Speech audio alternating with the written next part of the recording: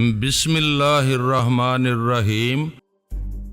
ایک سیاستدان نے وعدہ کیا تھا کہ وہ مجھے اپنا سیکرٹری بنائے گا۔ میں نے سوچا ہے ملازمت مل جائے گی تو ہوٹل چھوڑ کر کرائے کا مکان لے لوں گا۔ کیا میری آفر قبول کرو گے؟ کیسی آفر؟ کسی کی ملازمت نہ کرو، میرے پرسنل سیکرٹری بن کر رہو، میں تمہاری تمام ضروریات پوری کروں گی۔ سوری، میں عورتوں کی ملازمت نہیں کرتا۔ پھر یہ کہ میرا دل تمہیں چاہتا ہے، جسے دل چاہتا ہے اسے میں دل میں بٹھاتا ہوں، مالک بنا کر سر پر سوار نہیں ہونے دیتا۔ تم اپنی چاہت کا اظہار ایسے کر رہے ہو جیسے میری طرف سے بھی چاہت کا یقین ہو۔ تمہاری چاہت نہیں ملے گی تو قیامت نہیں آ جائے گی، میں پیاس بجھانے کسی دوسرے گھاٹ پر چلا جاؤں گا۔ کسی حسین لڑکی کو ایسا پتھر مارنے والا جواب نہیں دینا چاہیے، محبت سے اس کا دل جیتنا چاہیے۔ میں محبت کے آداب نہیں جانتا، اگر تمہارا دل میرے لیے مچلنے لگا ہے تو ابھی زبان سے کہہ دو، ورنہ تمہیں گھر پہنچا کر ایسے جاؤں گا کہ کبھی نظر نہیں آؤں گا۔ یہ اچھی زبردستی ہے، ضروری تو نہیں کہ میں بھی تم سے محبت کروں، ہم اچھے دوست بن کر بھی رہ سکتے ہیں۔ دوست ایک دوسرے کو سینے سے لگاتے ہیں، کیا میرے سینے سے لگ کر رہو گی؟ وہ شرما کر منہ پھیر کر بولی، سینے سے لگنا ضروری نہیں ہے، دوست ایک برتن میں کھاتے ہیں، ایک بستر پر سوتے ہیں۔ کہہ دو کہ یہ بھی ضروری نہیں ہے، جب دوستی کے طور طریقوں پر عمل نہیں کیا جائے گا تو پھر ہم دوست کیسے کہلائیں گے؟ تم تو الٹی سیدھی باتیں کرنے لگے۔ ارے یہ تو تم میری کوٹھی کے قریب آ گئے ہو، کیا میری کوٹھی کا پتہ جانتے ہو؟ میں تو یوں ہی ادھر سے ادھر ڈرائیو کر رہا ہوں، جو راستہ سامنے آتا ہے چل پڑتا ہوں، میں کیا جانوں تمہاری کوٹھی کہاں ہے؟ وہ یہاں سے دوسری کوٹھی ہے، ذرا آگے۔ ہاں بس یہاں، ہارن بجاؤ، گیٹ کھل جائے گا۔ اس نے ہارن بجایا، مسلح گارڈ نے گیٹ کا چھوٹا دروازہ کھول کر اپنی مالکہ کلپنا بھارتی کو دیکھا، پھر بڑے گیٹ کو کھول دیا۔ علی کار ڈرائیو کرتا ہوا احاطے کے اندر پورچ میں آیا، گاڑی روک کر بولا،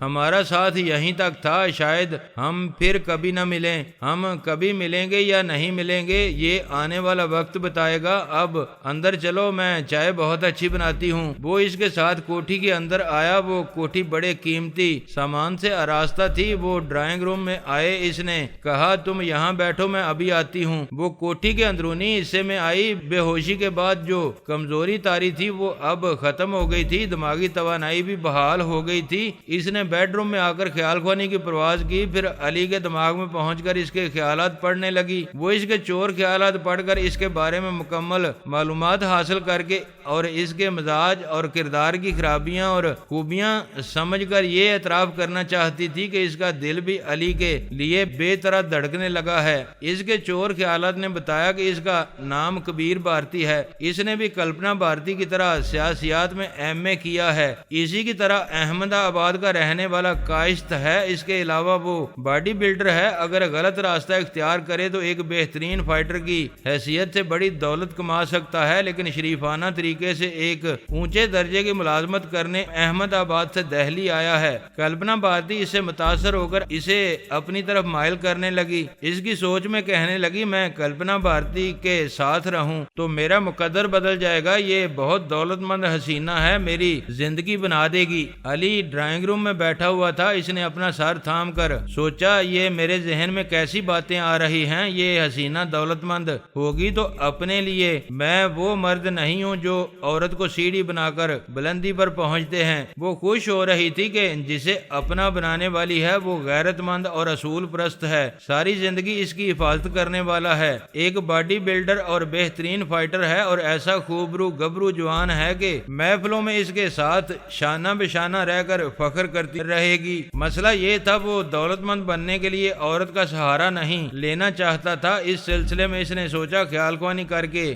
اور دوسرے ذرائع سے اس کے پاس بے انتہا دولت پہنچاتی رہے گی۔ اسے یاد آیا کہ کبیر نے اس کے سایہ بن کر غائب ہونے پر حیرانی ظاہر نہیں کی تھی، کیا وہ سایہ بننے والی غیر معمولی صلاحیت سے واقف تھا؟ اس نے علی کے دماغ میں یہ سوال پیدا کیا کیا اس کے ذہن سے جواب ابھرا، مجھے کسی بات پر حیرانی ہوتی ہے تو میں ظاہر نہیں کرتا بلکہ انتظار کرتا ہوں کہ آگے چل کر اس غیر معمولی اور حیران کن کرنے والی بات کو خود سمجھنے کی کوشش کروں یا کوئی مجھے اس کے متعلق بتا دے۔ میں انتظار کر رہا ہوں کہ شاید کلپنا بھارتی مجھے اس سلسلے میں کچھ بتائے گی۔ کلپنا بھارتی نے سوچا یہ راز شاید بتانا ہی ہوگا، ویسے کوشش کروں گی کہ کبیر کو ٹالتی رہوں، سایہ بنانے والی گولیوں کا راز اسے نہ معلوم ہو تو اچھا ہی ہوگا۔ ایسا سوچنے کے بعد اس نے اپنی دانست میں علی کے دماغ پر قبضہ جمایا اور اسے اپنے بیڈ روم میں آنے پر مائل کیا۔ وہ صوفے سے اٹھ کر ڈرائنگ روم سے چلتا ہوا کوٹھی کے مختلف حصوں سے گزرتا ہوا اس کی خوابگاہ میں آ گیا، پھر چونک کر بولا،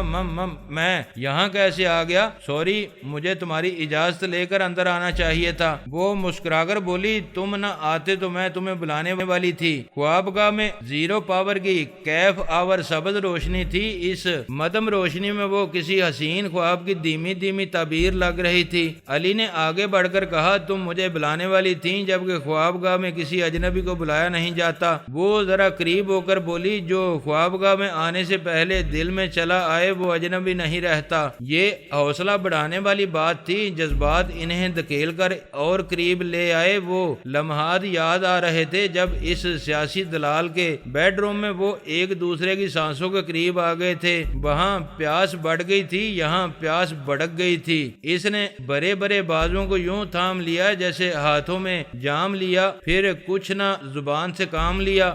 ایک بار رمی ریز نے ٹیلی پیتھی جاننے والوں کی فوج بنائی تھی، لیکن اس فوج کی وہ مستحکم اور قائم رکھنے میں ناکام رہا تھا۔ اب دیوی فرانس کے 25 خیال خوانی کرنے والے جوانوں کو فوج بنا کر انہیں ٹریننگ دے رہی تھی۔ فی الوقت دیوی کے پاس ٹیلی پیتھی جاننے والوں کی تعداد زیادہ ہو گئی تھی۔ اس کے ذاتی خیال خوانی کرنے والے بھارتی جوانوں کو بھی شامل کیا جائے تو اس نے واقعی ایک فوج بنا لی تھی۔ اس نے فرانس کے مختلف شہروں میں ان نوجوانوں کو رہنے کی آزادی دی تھی۔ ان پر پابندی یہ تھی کہ وہ سرے عام کبھی خیال خوانی نہیں کریں گے۔ جہاں جائیں گے اور جتنا وقت رہائش گاہ سے باہر گزاریں گے اس کے بارے میں پہلے دیوی کو بتائیں گے، پھر رہائش گاہ سے باہر جائیں گے۔ ان 25 جوانوں کی انچارج ڈمی ون شیتارا تھی۔ وہ تمام جوان اور حکومت فرانس کے تمام اکابرین ڈمی ون کو دیوی سمجھ رہے تھے۔ ان 25 میں سے 5 خوبصورت فرانسیسی لڑکیاں تھیں۔ لڑکیوں پر پابندی تھی وہ کسی مرد سے دوستی نہ کریں اور جوانوں کو سختی سے تاکید کی گئی تھی کہ وہ کسی بھی لڑکی کے عشق میں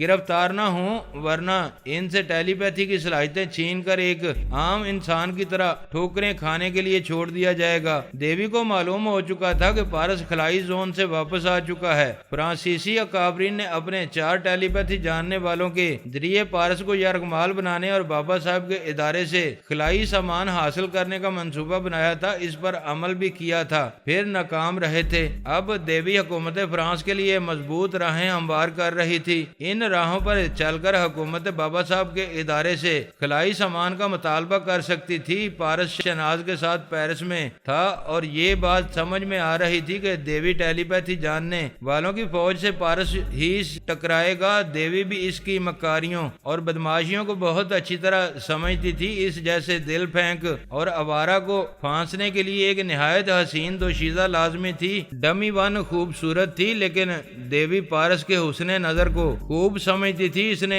ڈمی ون سے کہا، فرانس کی 5 حسین لڑکیوں میں سے جو سب سے زیادہ حسین اور ہوش ربا ہے اسے دیوی کا رول ادا کرنے کی ٹریننگ دو۔ 12 گھنٹوں کے اندر اسے میری طرح ہو جانا چاہیے۔ فرانس میں آئندہ وہی دیوی کا رول ادا کرے گی اور تم پس پردہ رہ کر اس کی رہنمائی کرتی رہو گی۔ پھر اس نے فرانسیسی فوج کے اعلیٰ افسر کے اندر پہنچ کر کہا، میں نے تمہارے ملک کے تمام اکابرین کے دماغوں کو لاک کر دیا ہے۔ کوئی دشمن خیال خوانی کے ذریعے تمہیں پریشان نہیں کر سکے گا۔ اب تم الپا اور برین آدم سے رابطہ کرو اور انہیں بتاؤ کہ میں نے تمہارے ملک اور تم لوگوں کو کیا سے کیا بنا ڈالا ہے۔ اعلیٰ افسر نے فون کے ذریعے رابطہ کیا۔ ڈمی برین آدم نے دوسری طرف سے کہا، ہیلو، میں برین آدم بول رہا ہوں، میں فرانسیسی فوج کا کمانڈر ان چیف بول رہا ہوں۔ میڈم ایلپا کو اپنے دماغ میں بلاؤ، میں ضروری باتیں کرنا چاہتا ہوں۔ ڈمی نے کمپیوٹر کے ذریعے ایلپا سے رابطہ کیا، پھر کمانڈر سے کہا میڈم ایلپا میرے دماغ میں موجود ہیں، آپ میرے ذریعے گفتگو کر سکتے ہیں۔ اس نے کہا میڈم شاید آپ کو ہمارے منصوبوں کی کامیابیوں کا علم ہو رہا ہوگا، اب ہم بابا صاحب کے ادارے کے مقابلے میں طاقت اور صلاحیتوں میں کسی طرح کم نہیں ہیں۔ اس وقت ہمارے پاس 29 خیال خوانی کرنے والے ہمارے فرانسیسی اور امریکی جوان موجود ہیں۔ ایلپا نے حیرانی اور بے یقینی سے پوچھا یہ 29 خیال خوانی کرنے والے تمہارے پاس کہاں سے آ گئے؟ پہلے 4 امریکی خیال خوانی کرنے والے جوان ہمارے پاس پناہ لینے آئے تھے، پھر دیوی جی نے ہمارے فرانس کے 25 جوانوں کو نہایت رازداری سے سایہ بنا کر ٹرانسفارمر مشین سے گزارا۔ اس طرح ہمارے ملک میں زبردست ٹی پی آرمی بن گئی ہے۔ اوہ گاڈ، میں یہ نہیں کہتی کہ آپ جھوٹ بول رہے ہیں، لیکن یقین نہیں آ رہا۔ بہت عرصہ پہلے ایک دیوی جی نے ہم سب ٹیلی پیتھی جاننے والوں کو تابعدار بنا لیا تھا، اب ایک دیوی نے تمہارے ملک کو 25 خیال خوانی کرنے والوں کا تحفہ دیا ہے، تمہارے ملک کو بابا صاحب کے ادارے کے مقابلے میں مستحکم بنا رہی ہے۔ کیسی عجیب بات ہے، ابھی کسی کو یقین نہیں آئے گا۔ دیوی جی نے فرانس کے تمام اہم اکابرین کے دماغوں کو لاک کر دیا ہے، اب تم بھی ہمارے دماغوں میں نہیں آ سکو گی۔ ایلپا نے خیال خوانی کی پرواز کی، اس کے دماغ میں داخل ہونا چاہا، اس نے سانس روک لی۔ 2 فوج کے دوسرے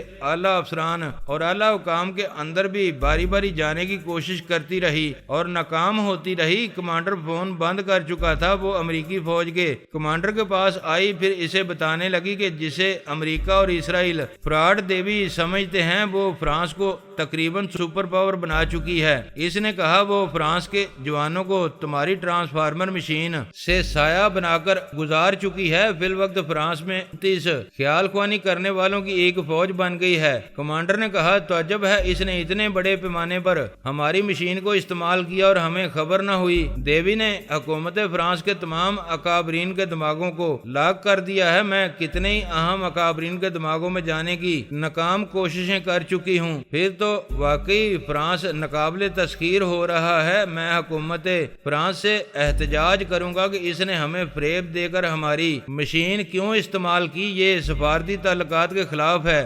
احتجاج کرنے سے کچھ حاصل نہیں ہوگا، آئندہ اس مشین کو زمین کی تہہ میں بھی چھپا دیا جائے گا، تب بھی دیوی اپنے لوگوں کو سایہ بنا کر اس مشین سے فائدہ حاصل کرتی رہے گی۔ واقعی یہ بڑی تشویش کی بات ہے، جس دیوی سے ہماری دوستی ہے اس نے پچھلے 2 دن سے رابطہ نہیں کیا ہے، ہمارے پاس اس سے رابطہ کرنے کا کوئی ذریعہ نہیں ہے۔ اسے یہ بتانا ضروری ہے کہ دوسری دیوی فرانس کو کس طرح سپر پاور بنا رہی ہے۔ فون کی گھنٹی بجنے لگی، کمانڈر نے ریسیور اٹھا کر کان سے لگاتے ہوئے پوچھا ہیلو کیا بات ہے؟ سر دیوی جی میرے دماغ میں ہیں، آپ سے بات کرنا چاہتی ہیں۔ کمانڈر نے کہا میڈم ایلپا میرے ایک ماتحت کے دماغ میں رہ کر گفتگو کر رہی ہیں، یہ ماتحت ابھی فون پر اپنی آواز سنا رہا ہے، دیوی جی اس کے اندر بول سکتی ہیں۔ اس نے ریسیور ماتحت کو دیا، ماتحت نے اسے منہ کے سامنے لا کر اپنی آواز سنائی۔ دیوی نے اس کے اندر آ کر کہا تھینک یو کمانڈر، تم نے دوسری دیوی کے مقابلے میں میری دوستی کی قدر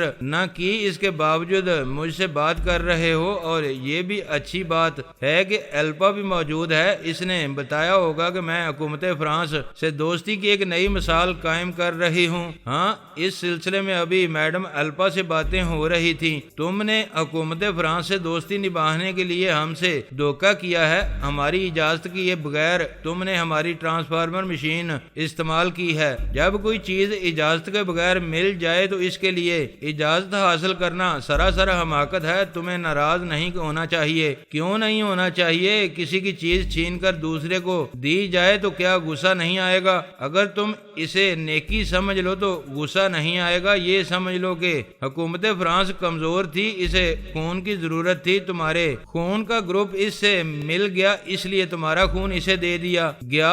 سوچو کہ تم نے کتنی بڑی نیکی کی ہے، تم ایسی باتوں سے مجھے اور غصہ دلا رہی ہو۔ جس دیوی کو دوست بنایا ہے اس سے کہو وہ مجھ سے انتقام لے کر تمہارا غصہ ٹھنڈا کر دے۔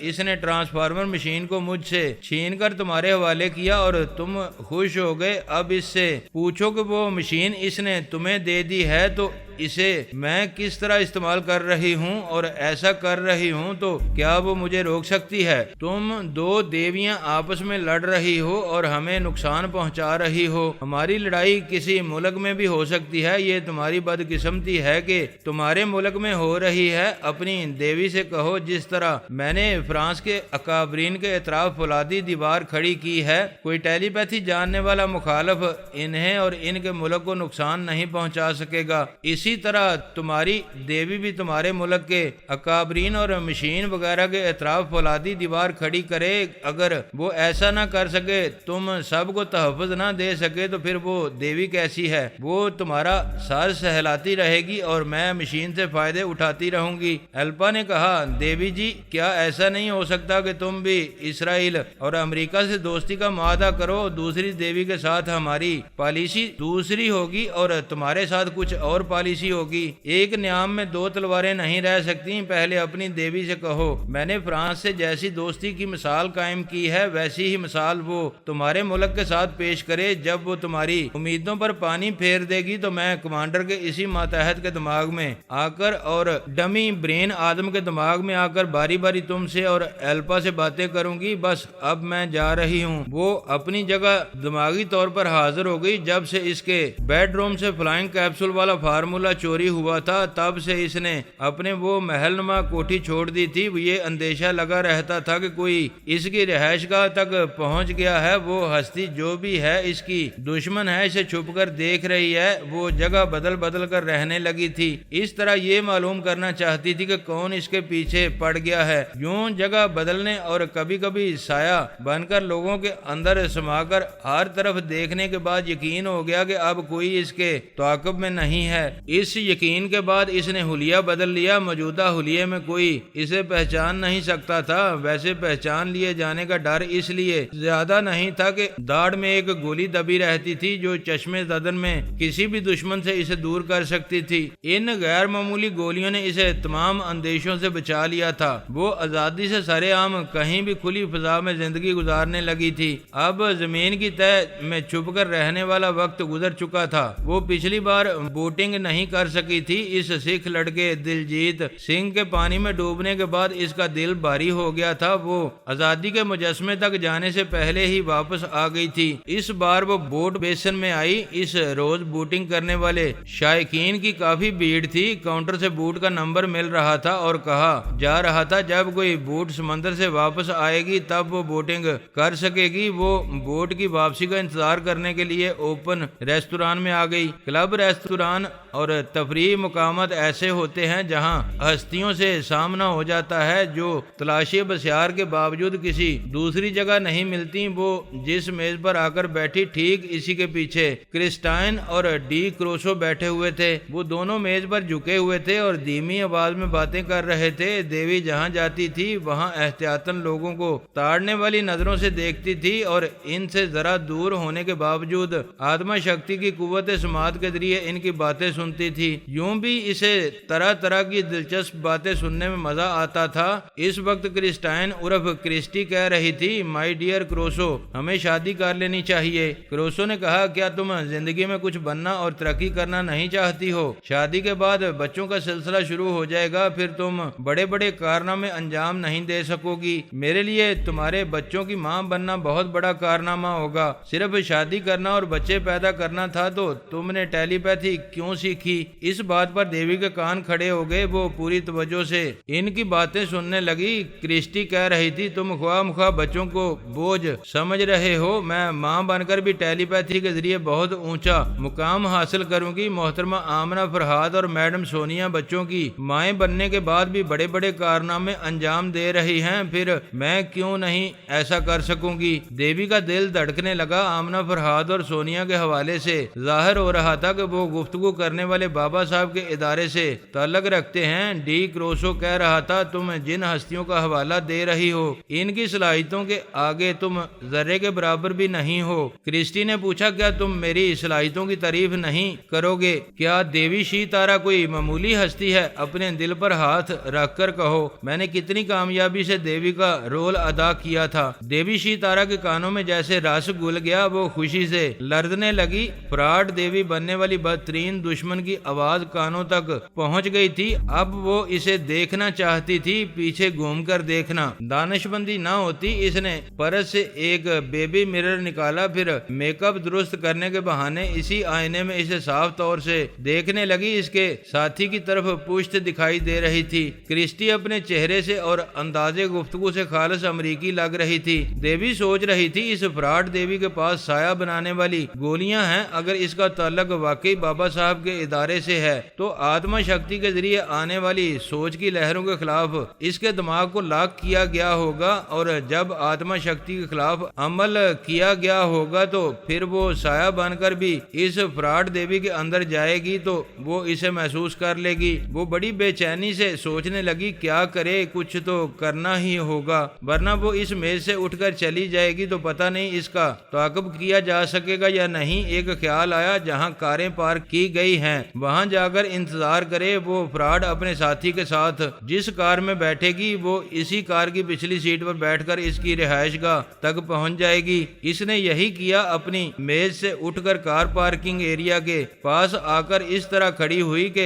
وہاں سے وہ فراڈ دیوی بھی اسے نظر آتی رہی۔ محبت کرنے والے جہاں بیٹھ جاتے ہیں وہیں ایک دوسرے کی قربت میں کھو جاتے ہیں۔ وہ دونوں جذبوں میں ڈوب کر گفتگو کر رہے تھے اور دیوی بور ہو رہی تھی۔ انہوں نے ویٹر کو بلا کر کچھ آرڈر دیا تھا، اس کا مطلب تھا وہ اور کچھ دیر تک بیٹھے رہیں گے۔ دیوی کے صبر کا پیمانہ لبریز ہو گیا۔ وہ ویٹر کو آواز سننے کے بعد اس کے دماغ میں پہنچ گئی۔ تھوڑی دیر بعد وہ فروٹ جوس سے بھرے ہوئے وہ 2 گلاس ٹرے میں رکھ کر لے جا رہا تھا۔ جب ان کے قریب پہنچا تو دیوی نے اس کے پیروں میں لغزش پیدا کی۔ وہ سنبھلتے سنبھلتے بھی میز کے پاس ایسے گرا کہ سارا فروٹ جوس کرسٹی کے لباس پر آ گرا۔ وہ غصے سے چیختی ہوئی کھڑی ہو گئی، یو نان سینس! اس نے مارنے کے لیے ہاتھ اٹھایا۔ ڈی کروسو نے اس کا ہاتھ پکڑ کر کہا، اس نے جان بوجھ کر ایسا نہیں کیا ہے، پلیز غصہ تھوک دو۔ وہ اپنے کپڑے جھٹکتے ہوئے بولی، ساری تفریح چوپٹ ہو گئی، لباس بدلنے کے لیے اپارٹمنٹ جانا ہوگا۔ ڈی کروسو نے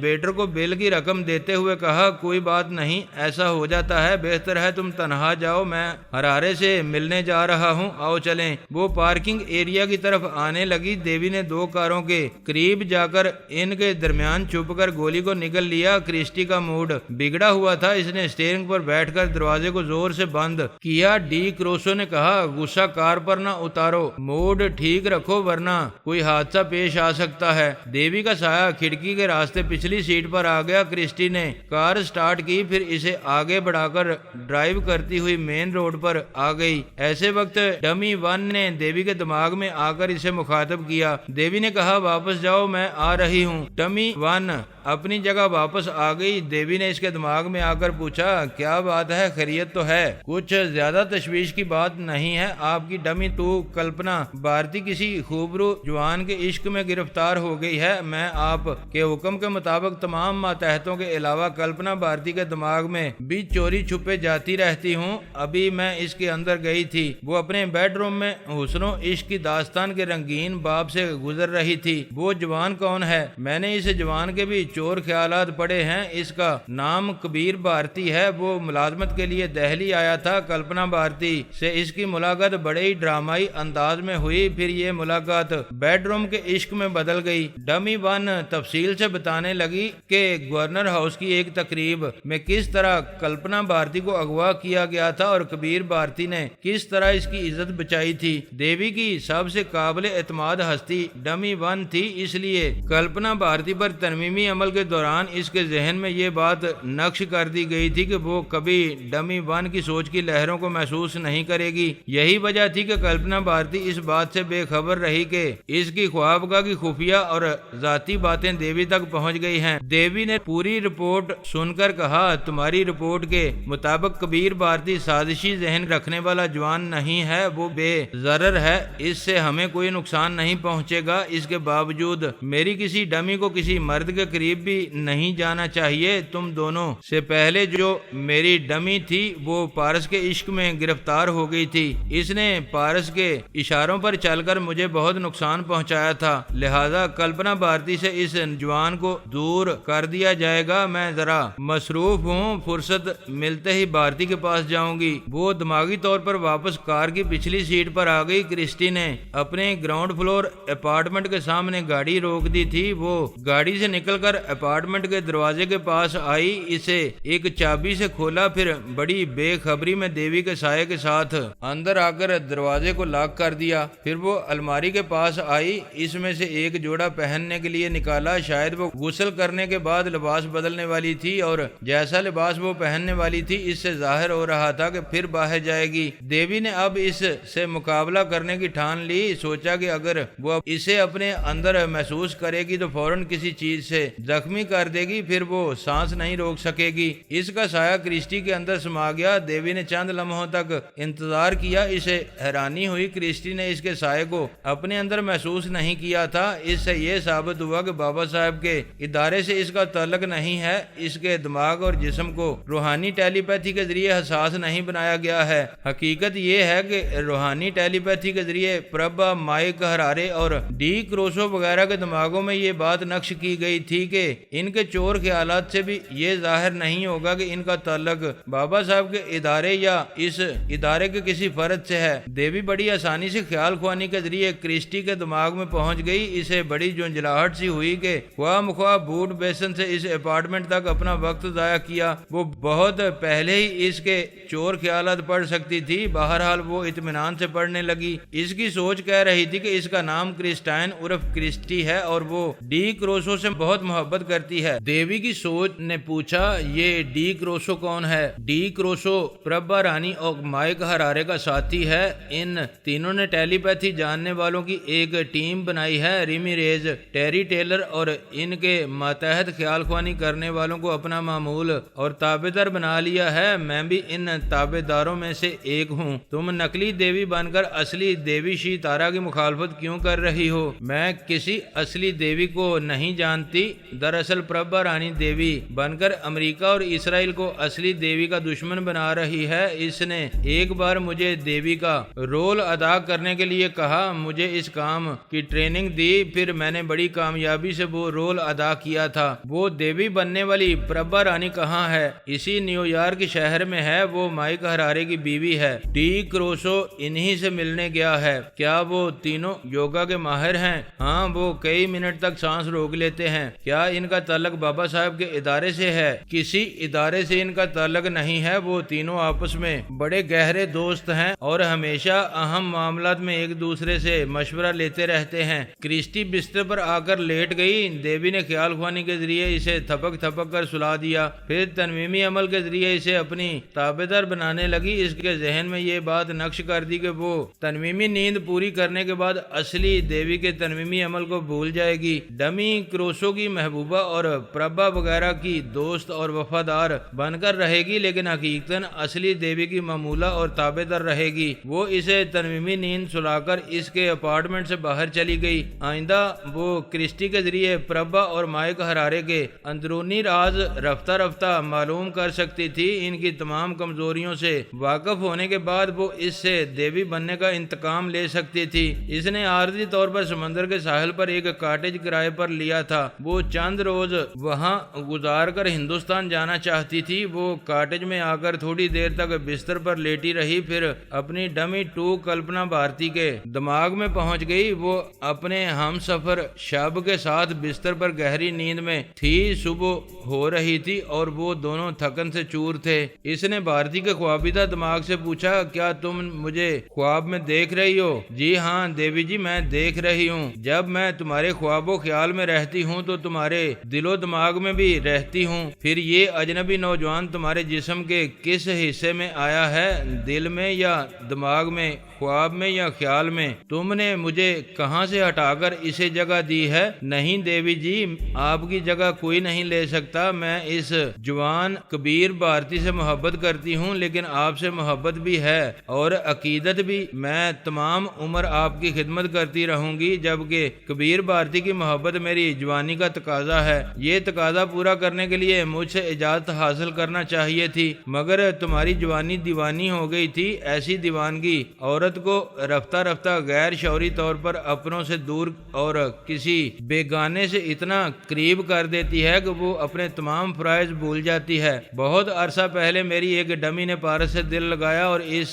जवान से सहरज़दा होकर मुझे नुकसान पहुंचाने جانے لگی، میں نہیں چاہتی کہ آئندہ میری کوئی ڈمی مجھے نقصان پہنچائے۔ دیوی جی، آپ میرے چور خیالات پڑھ کر معلوم کر سکتی ہیں کہ میں آپ پر جان قربان کرنے والی ایک داسی ہوں۔ جس ڈمی نے مجھ سے غداری کی تھی وہ بھی مجھ پر جان دیتی تھی، لیکن جذبات بدلتے ہیں تو چور خیالات بھی بدل جاتے ہیں، اس لیے میں تمہارے چور خیالات پڑھ کر وقت ضائع نہیں کرنا چاہتی۔ سیدھی سی بات ہے، اس پر تمہارا دل آیا، تم نے دل کے ارمان پورے کر لیے، اب اسے یہاں سے رخصت کر دو۔ میرے تجربہ کہتے ہیں یہ دوبارہ تمہاری زندگی میں آئے گا تو ہمارے لیے دانستہ نادانستہ مصائب لے کر آئے گا۔ دیوی جی، آپ ہندوستانی عورت کی شرم کو اچھی طرح سمجھتی ہیں، میری زندگی میں کبیر بھارتی کے سوا کوئی دوسرا نہیں آئے گا۔ کیا ایسا نہیں ہو سکتا کہ میں آپ کی موجودگی میں ابھی اس پر تنویمی عمل کروں، اسے ہمیشہ کے لیے اپنا تابعدار بنا لوں؟ اس کے بعد کوئی دشمن اسے ٹریپ کرنا چاہے گا تو مجھے یہ خود ہی اپنے بدلے ہوئے حالات بتا دے گا۔ میں آپ سے التجا کرتی ہوں کہ میری موجودہ اور آئندہ خدمات کے صلے میں اس جوان کو انعام کے طور پر مجھے دے دیں۔ آج میں نے پراٹ دیوی کی اصلیت کو سمجھ لیا ہے اور اسے عبرتناک موت کی آغوش میں پہنچانے کی راہ کا تعین کر لیا ہے۔ آج میں بہت خوش ہوں، میں یہ جوان تمہیں انعام کے طور پر دے رہی ہوں، تم ابھی اس پر تنویمی عمل کرو، میں بھی اس کے اندر موجود رہوں گی۔ کلپنا بھارتی نیند سے بیدار ہو گئی، بستر پر اٹھ کر بیٹھ گئی۔ اس کے پاس کبیر گہری نیند میں تھا، وہ دیوی کے ساتھ اس کے اندر پہنچ کر اس پر تنویمی عمل کرنے لگی۔